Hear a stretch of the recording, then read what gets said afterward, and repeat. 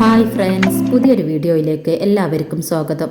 ഇന്ന് തണ്ണിമത്തന്റെ ആരോഗ്യ ഗുണങ്ങളെക്കുറിച്ച് പരിചയപ്പെടാം. വേനൽക്കാലങ്ങളിൽ ആഹാരത്തിൽ പ്രധാനമായും ഉൾപ്പെടുത്തേണ്ട ഒന്നാണ് തണ്ണിമത്തൻ. ഇതിൽ 92% ജലാംശം അടങ്ങിയിരിക്കുന്നു. ഇതിനു പുറമെ ഫൈബറും ധാരാളം അടങ്ങിയിട്ടുണ്ട്. ഇത് നമുക്ക് രോഗപ്രതിരോധ ശേഷി വർദ്ധിപ്പിക്കുന്നു. തണ്ണിമത്തന്റെ തോടോട് ചേർന്ന വെള്ളഭാഗത്ത് നിരവധി ആരോഗ്യ ഗുണങ്ങൾ അടങ്ങിയിരിക്കുന്നു. ഇത് കിഡ്നിയുടെ പ്രവർത്തനത്തിന് സഹായിക്കുകയും ഹൈ BP ഉള്ളവർക്ക് ഇത് കഴിക്കുകയാണെങ്കിൽ BP നിയന്ത്രിച്ചു നിർത്താൻ സഹായിക്കുന്നു. തണ്ണിമത്തനിൽ vitamin C, vitamin B6, vitamin A, magnesium, zinc, potassium എന്നിങ്ങനെ അടങ്ങിയിട്ടുണ്ട്. ധാരാളം ഫൈബർ അടങ്ങിയിട്ടുള്ള തണ്ണിമത്തൻ കഴിക്കുന്നത് ദഹനം സുഗമമാക്കാൻ സഹായിക്കുന്നു. സ്ഥിരമായി തണ്ണിമത്തൻ കഴിക്കുന്നവർ അമിതവണ്ണമുണ്ടെങ്കിൽ അത് കുറയ്ക്കാൻ സഹായിക്കും. ഇതിലെ ജലാംശം വിശപ്പ് കുറയ്ക്കുന്നതിനും ശരീരത്തിലെ അമിതമായ വെള്ളം പുറന്തള്ളുന്നതിന് സഹായിക്കുകയും ചെയ്യുന്നു. എല്ലുകളുടെ ബലവും ആരോഗ്യവും വർദ്ധിപ്പിക്കുന്നു. ഗർഭിണികൾക്ക് ഏറ്റവും നല്ലതാണ് തണ്ണിമത്തൻ.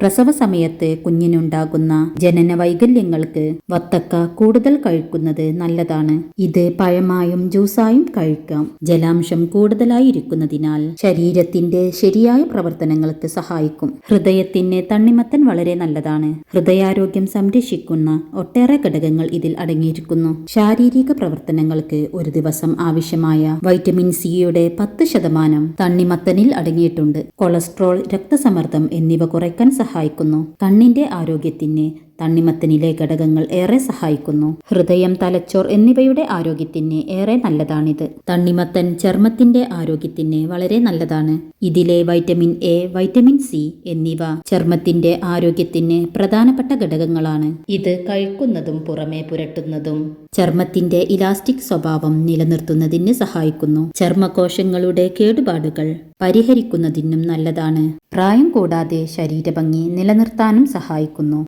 ഈ വീഡിയോ നിങ്ങൾക്കിഷ്ടമായെങ്കിൽ ലൈക്ക് ചെയ്യുക. സബ്സ്ക്രൈബ് ചെയ്യാത്തവരുണ്ടെങ്കിൽ സബ്സ്ക്രൈബ് ചെയ്യുക. പുതിയൊരു ഇൻഫർമേഷനുമായി വീണ്ടും വരാം. Okay, by.